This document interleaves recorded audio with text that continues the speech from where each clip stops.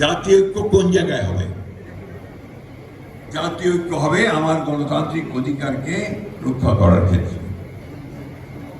আমি তোমার সঙ্গে একমত হব না, কিন্তু তোমার মত প্রকাশের স্বাধীনতাকে রক্ষা করবার জন্য আমি আমার প্রাণ বিসর্জন দেব, এটাই জাতীয় ঐক্য।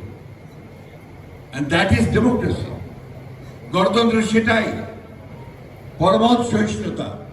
দুর্ভাগ্য আমাদের যে বাংলাদেশে আমরা সেই গণতন্ত্রটাকে কখনোই ওইভাবে চর্চা করি নাই। আপনি যদি চর্চাই না করেন, কারণ গণতন্ত্র একটা কালচার, এটা একটা কালচার, এটাকে যদি চর্চা না করেন আপনি ওই জায়গায় পৌঁছবেন কি করে?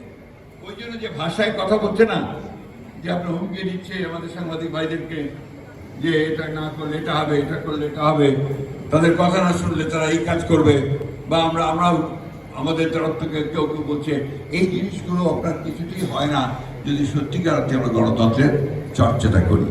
প্রবলেমটা ওই জায়গায় হয়েছে। আসুন, আজকে এত কিছুর পরেও আমরা তো লড়াই করি এখানে।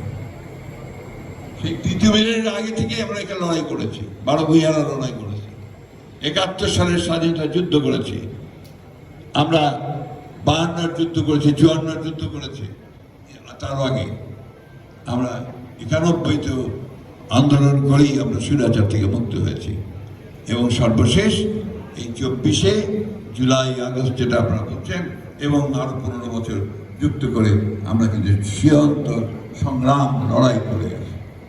আজকে যখন এখানে আসি তো মনে হলো সেই পুরোনো দিনের কথা। আগে যখন এখানে আসতাম তখন আমি সিঁড়ি দিয়ে টকবক টকবকে লাফিয়ে উঠতাম।